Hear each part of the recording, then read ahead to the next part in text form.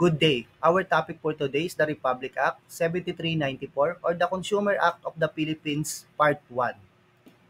Objectives: protect against hazard to health and safety, protection against deception, unfair and unconscionable sales act and practices, provision of information and education to facilitate sound choice and the proper exercise of rights by the customer, provisions of adequate rights and means of redress, and involvement of customer representatives in the formulation of social and economic policies. Definition of terms: advertisement means the prepared and through any form of mass medium subsequently applied, disseminated, or circulated advertising matter. Advertising means the business of conceptualizing, presenting, or making available to the public through any form of mass media, facts, data, or information about the attributes, features, quality, or availability of consumer products, services, or credit. Advertiser means the client of the advertising agency or the sponsor of the advertisement on whose account the advertising is prepared, conceptualized, presented, or disseminated. Ban hazardous substance means any toy or other articles intended for use by children which are hazardous per se or which contain substances harmful to human beings or any hazardous substance intended or packed in a form suitable for use in the household which the implementing agency by regulation classify as banned hazardous substance. Commerce means the sale, lease, exchange, traffic, or distributions of goods, commodities, production, services, or property, tangible or intangible. Consumer means a natural person who is a purchaser, lessee, recipient, or prospective purchase, lease, or recipient of consumer products, services, or credits. Corrosive means any substance which on contact with living tissue will cause destructions of tissue by chemical action. Cosmetics means articles intended to be rubbed, poured, sprinkled, or sprayed on, introduced into, or otherwise applied to the human body or any part thereof for cleansing, beautifying, promoting attractiveness, or altering appearance, and articles except that such term shall not include soap. Counterfeit product means any consumer product which or the container or labeling of which without authorization bears the trademark, trade name, or other identifying mark, imprint, or device, or any likeness thereof of a consumer product, manufacturer, processor, distributor, other than the person or persons whose in fact manufactured, processed, packed, or distributed such product and which thereby falsely purports or is represented to be the product of or to have been packed or distributed by such consumer product manufacturer, processor, packer, or distributor. Package or packaging means any container or wrapping in which any consumer product is enclosed for use in delivery or display of that consumer product to retail purchasers. Poisonous substance means any substance capable of destroying life or seriously endangering health when applied externally to the body or introduced internally in moderate doses. Price tag means any device written, printed, affixed, or attached to a consumer product or displayed in a consumer repair or service. Retailer means a person engaged in the business of selling consumer products directly to the consumers. Seller means a person engaged in the business of selling consumer products directly to consumers. It shall include a supplier or distributor if the seller is a subsidiary of or affiliate of the supplier or distributor. The seller interchanges personnel or maintains common or overlapping officers or directors with the supplier or distributor. Or the supplier or distributor provides or exercises supervision, direction, or control over selling practices of the seller. Toxic substance means any substance other than the radioactive substance which can cause injury, illness, or death to man through ingestion, inhalations, or absorption through any body surface. Implementing agencies.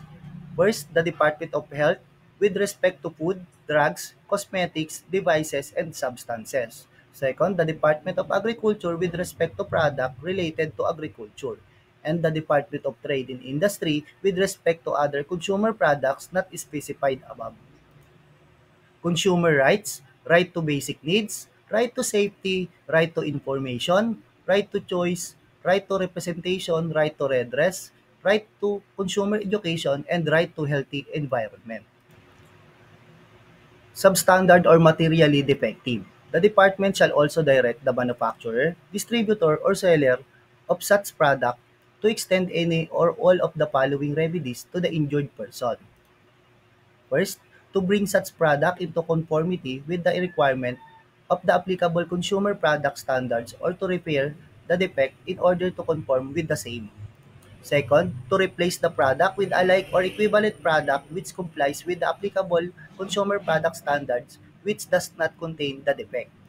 Third, to refund the purchase price of the product less a reasonable allowance for use. Last, to pay the consumer reasonable damages as may be determined by the department.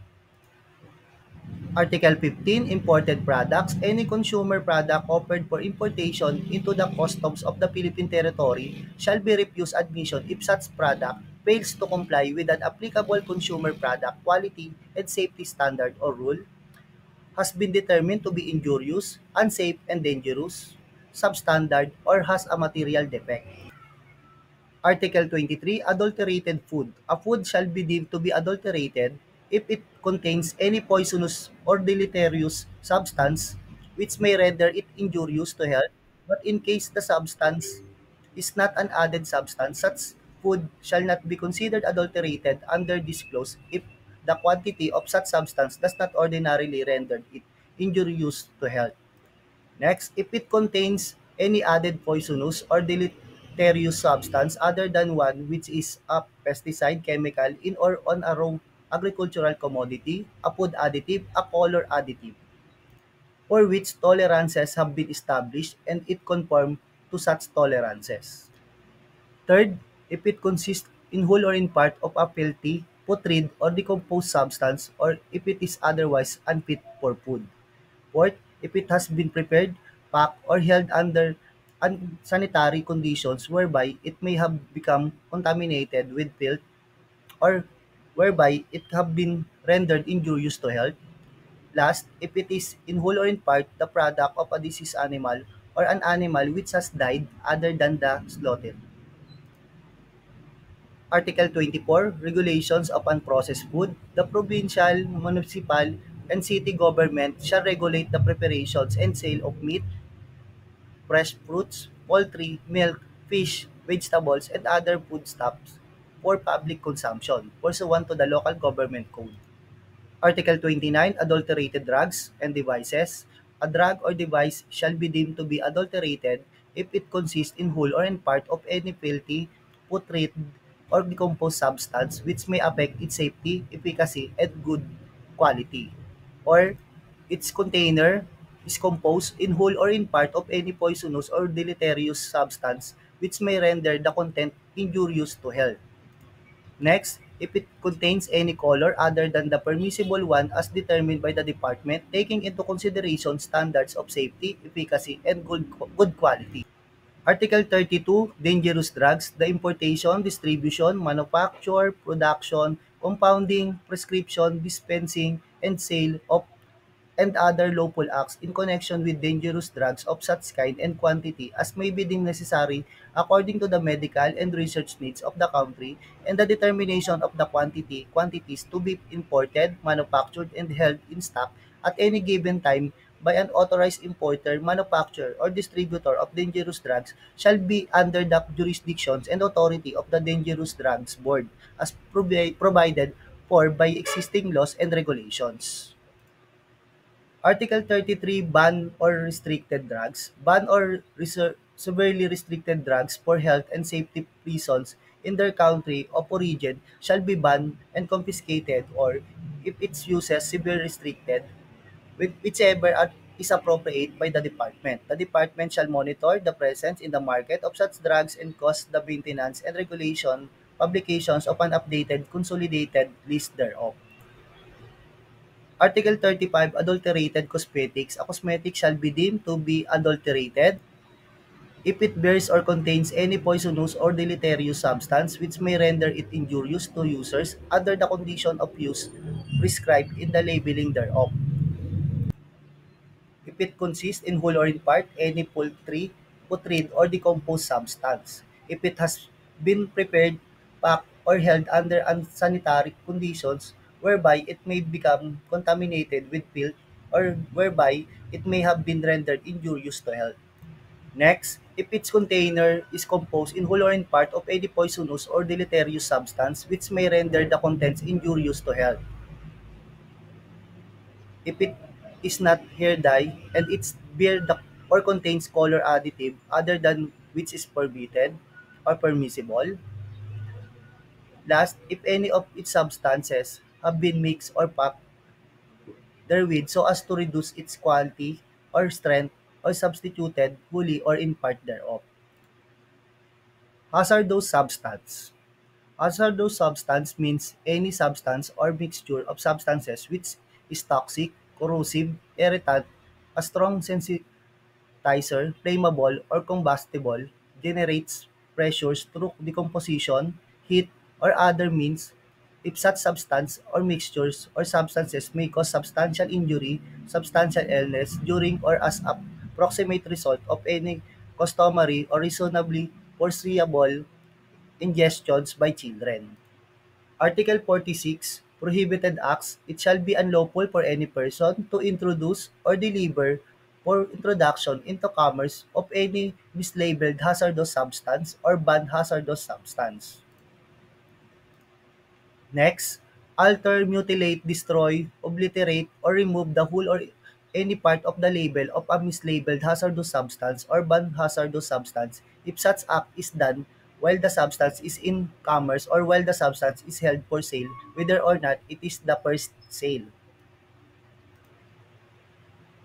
Next, receive commerce any mislabeled hazardous substance or banned hazardous substance and the delivery or prepared delivery thereof at cost or otherwise. Last, introduce or deliver for introduction into commerce or receive commerce and subsequently deliver or prepared at cost or otherwise or a guarantee or undertaking in a reused food, drugs, cosmetic, or device container or in a container which, though not a reused container, is identifiable as a food, drug, cosmetic, or device container by its labeling or by other identification.